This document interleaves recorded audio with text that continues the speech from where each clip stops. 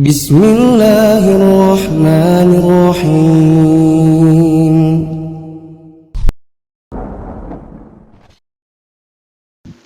Assalamualaikum warahmatullahi wabarakatuh.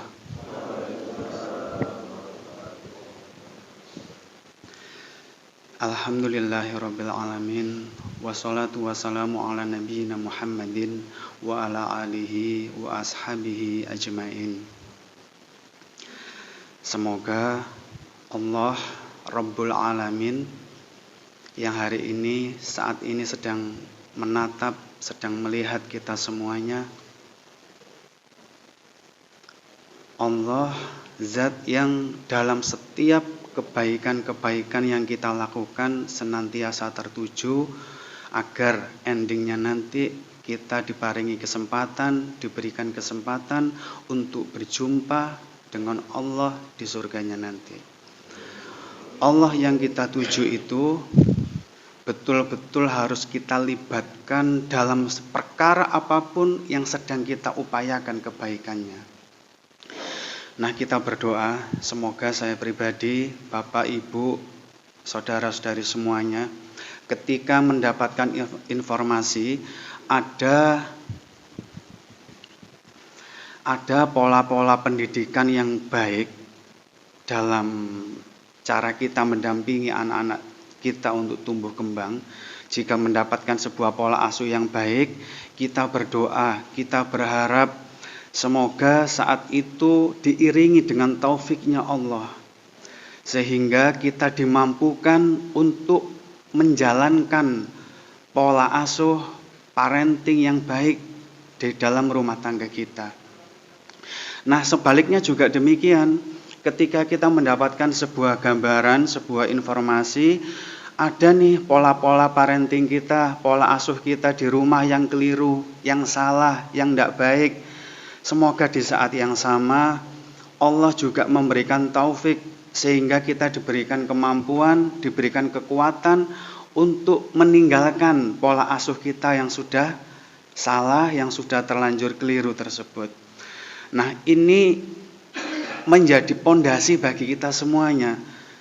Kita belajar sebagus apapun, terus kita tahu jurus-jurus parenting secespleng apapun, kalau Allah tidak turun tangan memberikan taufik, memberikan kemampuan, memberikan kekuatan kepada kita semuanya, maka itu semuanya tidak akan membawa kebaikan, tidak akan bisa memberikan sebuah perubahan di dalam pola asuh kita yang kita lakukan di rumah, yang kita lakukan di sekolah, yang kita lakukan di tengah masyarakat ini.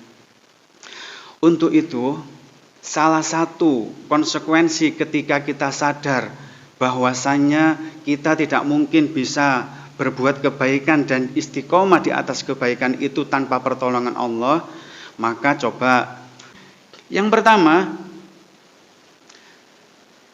kalau ingin merubah perilaku negatif anak, atau anaknya nggak ada masalah tapi ingin supaya anak lebih percaya diri, berani tampil, terus hal-hal positif lainnya, itu masukkan nasihat atau dalam bahasa psikologinya itu masukkan sugesti di 8 waktu ini. Ini teknik dasar. Nanti lanjutannya akan lebih seru-seru lagi nanti. Yang pertama, masukkan nasihat atau sugesti itu menjelang tidur. Ini saya percepat aja nggih. Menjelang tidur. Jadi ketika mulai naik kasur, nak, sudah waktunya jam 9 nih, ayo bubuk, iya Umi sebentar. Nah, setelah cuci kaki, sudah gosok gigi, masuk kamar. Nah, itu kan menjelang tidur. Nah, itu jenengan bisa memasukkan sugestinya, nasihatnya melalui dongeng bisa. Terus kemudian melalui pujian, gini kalau melalui pujian. Kan sudah sambil diuru-uru gitu ya. Mas, atau Dek gitu ya. Dek, hari ini tadi entah kenapa ya Umi kok seneng sekali. Kenapa Umi? Tadi siang Umi itu lihat kamu nyapu teras rumah itu, Masya Allah. Entah kenapa ya Umi sampai malam ini nggak bisa menyembunyikan perasaannya Umi. Seneng rasanya punya anak seperti adik Ari. Makasih ya sayang.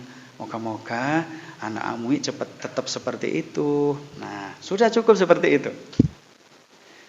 Tapi ini disengaja ya, ingin merubah apa jenengan gitu loh, ingin memergoki apa begitu loh. Nah, harus terprogram. Nanti detailnya bagaimana redaksi pujiannya itu nanti menyusul nggih, ini cepat aja. Kaidahnya begini, di dalam ilmu gelombang otak, kalau kita periksa pasien itu dengan alat yang namanya EEG ya, encephalografi, itu gelombang otak manusia itu terbagi jadi 4. Gelombang beta itu seperti ini, sadar banget kayak gini ya. Berikutnya gelombang alfa itu rileks begitu. Gelombang yang orang itu santai, tenang, rileks, khusyuk gitu. Gelombang theta itu tidur, tapi masih bisa mimpi, itu gelombang theta. Tidurnya nyaman gitu ya, tapi masih bisa mimpi.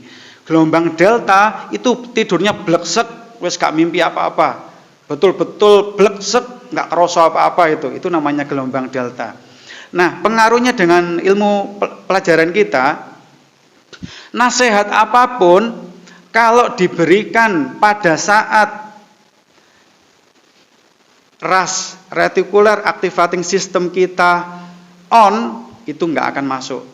Contohnya gini, reticular activator system itu namanya critical area bahasa kita ya, bagian mengkritik gitu ya. Letaknya itu di bagian atas tulang belakang dan di bagian bawah brainstem, tulang otak, batang otak kita. Dia ditugaskan Allah itu untuk memfilter. Contoh, Nabi Ibrahim ketika menyembelih anaknya Ismail, alhamdulillah ujian itu berhasil, diganti sama binatang apa? Domba. Terus itu kan sejak kecil kita udah dapat ilmunya ya, masuk di situ ya, tersimpan di memori kita. Terus kemudian ada yang ngomong, itu bukan domba itu rusa misalnya gitu ya. Jenengan bisa nerima enggak?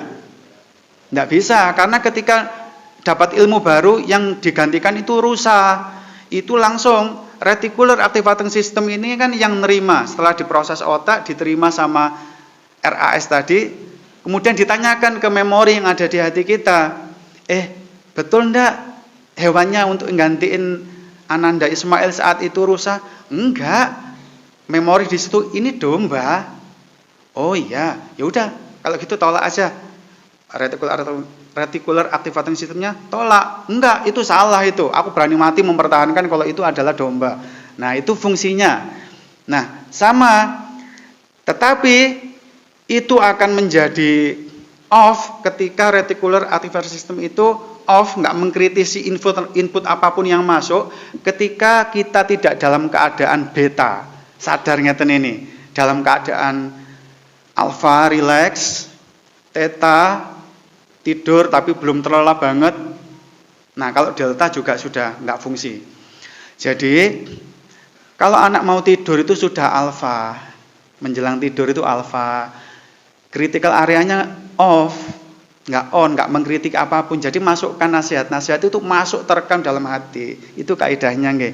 Yang kedua, kapan reticular activating ini off? Saat sudah tidur tapi belum lelap banget. Anak sudah tidur, lakukan gini caranya. Ditepuk-tepuk pundaknya atau kepalanya dielus-elus ringan. Sayang, Nak Imron. Kalau masih jawab, apa sih Mi? Lah itu jelas gak berhasil terapinya jelas. Tapi kalau jawabnya,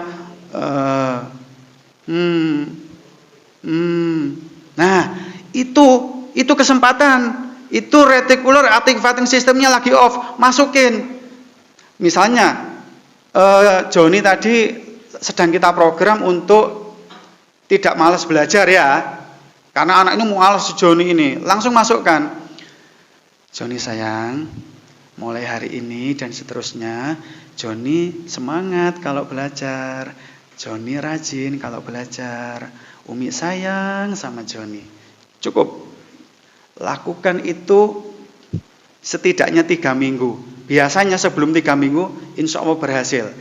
Joni terekam dalam hatinya, aku anak yang semangat kalau belajar, aku suka belajar itu. Nah, akan merubah perilakunya tanpa repot. Tapi ingat, jangan gini, Joni sayang, ya kan habis diusek-usek, nah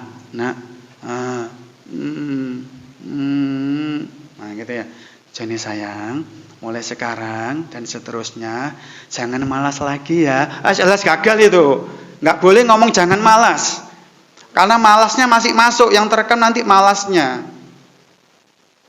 Diganti ya langsung to the point, keinginan Bapak apa? Rajin, ya udah rajin, jangan disebut lagi males ya. Ya, langsung to the point. Ya. Oke. Yang ketiga, timingnya saat bangun subuh itu. Itu mantap.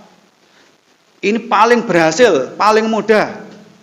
Tapi ingat, jangan bangunnya sudah turun ke kasur, sudah gosok gigi, baru diomongin nggak berhasil jenengan.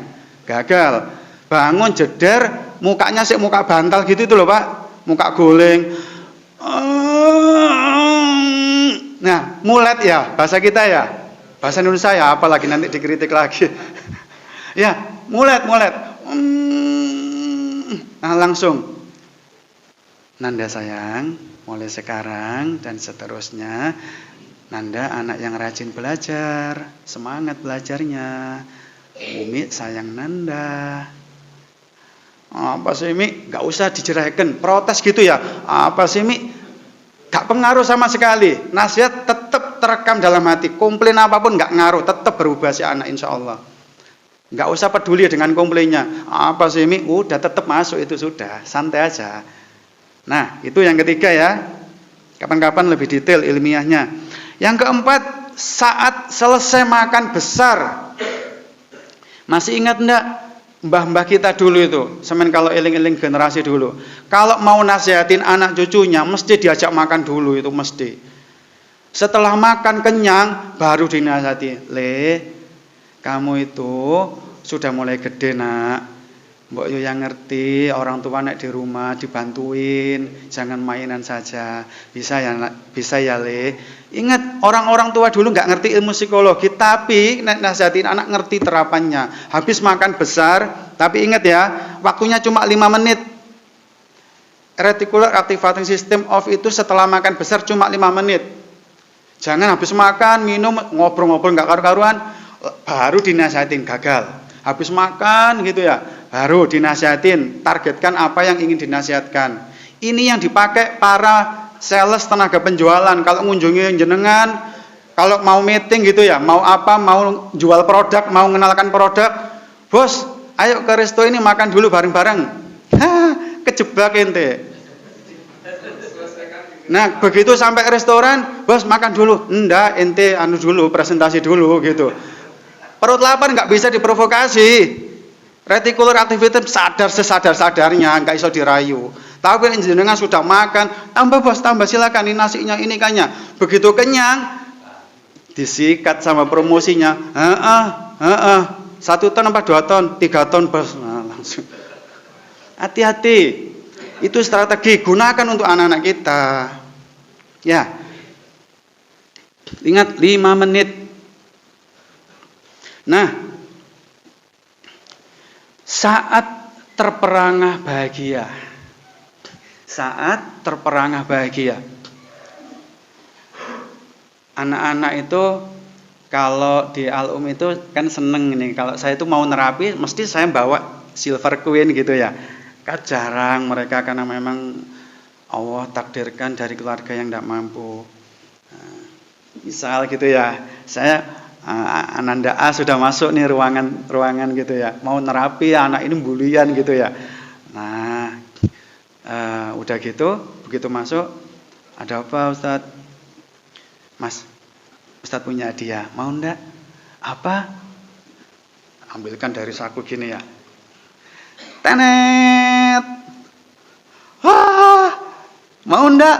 Silver Queen Ustaz. Nah, ingat wajahnya. Biar kelihatan ya.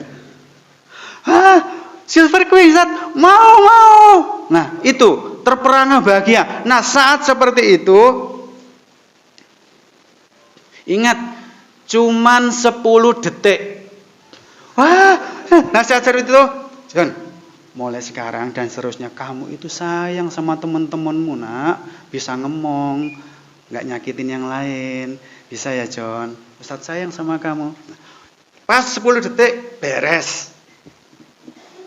Besok jangan Silver Queen lagi, sudah nggak, gitu. Nah, besok masih Silver Queen lagi, bosen Ustaz, gitu nanti. Ganti kacang goreng atau apa, begitu ya.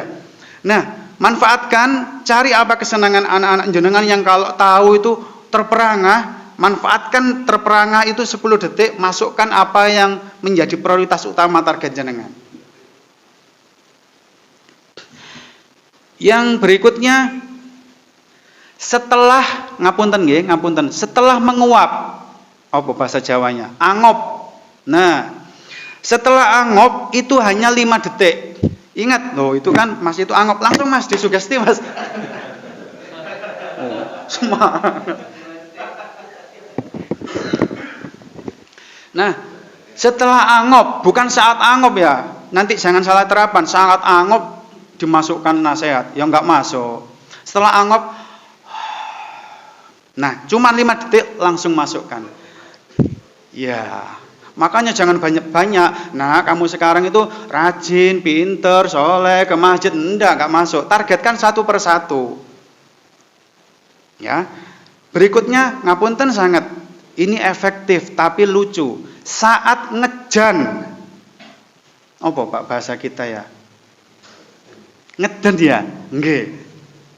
Nah, jenengan ingat enggak, kalau jenengan ke mall-mall yang besar, di toilet, yang saya tahu sih di toiletnya bapak-bapak, saya nggak pernah masuk di toiletnya ibu-ibu.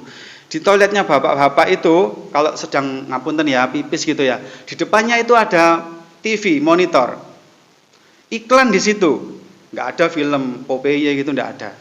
Iklan pasta gigi, iklan mobil, iklan apa begitu ya. Saat ngejan,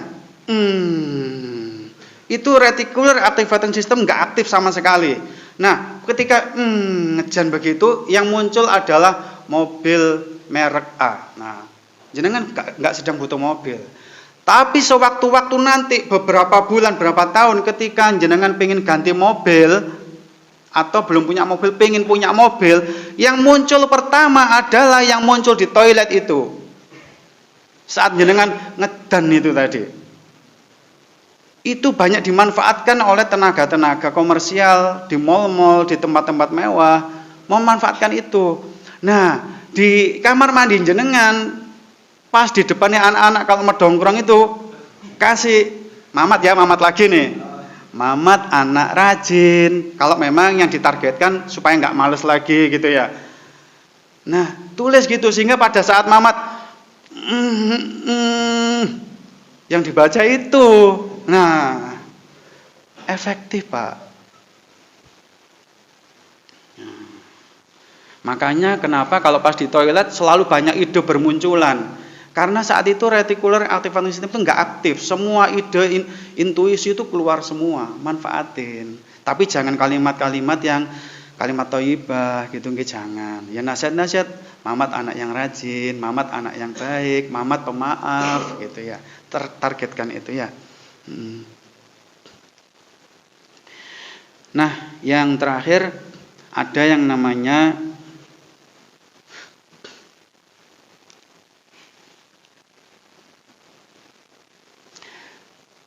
teknik kejut. Contoh, anak-anak kita sedang mainan game, seorang hero, pahlawan nyelamatin putri, misalnya begitu ya. Hero, pahlawan nyelamatin putri. Nah, saat mamat asik game seperti itu,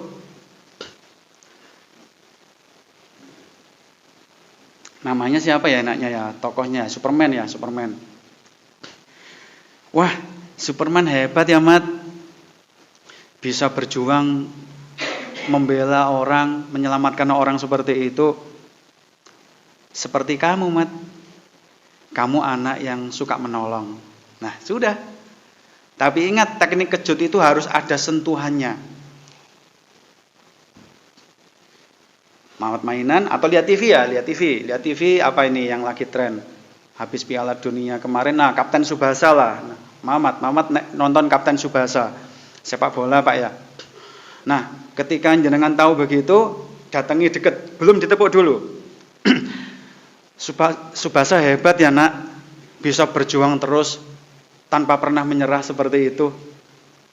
Baru tepuk pundaknya, dek. Seperti kamu, Nak. Kamu adalah anak yang tangguh seperti Tsubasa. Nah, teknik kejut itu langsung masuk. Karena reticular activating systemnya sedang fokus ke Tsubasa. Nah, ketika dilakukan teknik kejut seperti itu, nasihat yang singkat, tidak difilter karena RAS-nya ngurusi Tsubasa, jenengan langsung masuk nasihatnya kayak gitu. Oke, itu beberapa nggih. Nanti penjelasan ilmiahnya dan juga beberapa dalil yang mendukung ini tadi terapannya nggih. Bapak Ibu lakukan. Cuman pesan saya bertahap, jangan banyak-banyak. Anak memang harus diupayakan perbaikannya, tapi jangan langsung semuanya. Diprioritaskan apa dulu yang ingin dirubah. Satu-satu, ya, satu-satu. Terus kemudian yang kedua, sugesti itu bermanfaat ketika positif, nggak pakai kata-kata negatif. Kalau pengen rajin ya bilang aja rajin, nggak pakai Mamat tidak malas lagi, itu jangan ya. Terus mesti akhirnya kasih kata kunci, Umi sayang sama Mamat, Umi sayang sama Aisyah. Nah, dengan begitu nanti melekat betul ya. Baik, mungkin itu yang bisa saya sharingkan dari pengalaman nangani problematika anak-anak, nangani problematika orang tua yang kesulitan nangani anak-anak, baik di lembaga pendidikan kami di Al-Um ataupun di tempat kami untuk terapi-terapi recovery mental dan lain-lain.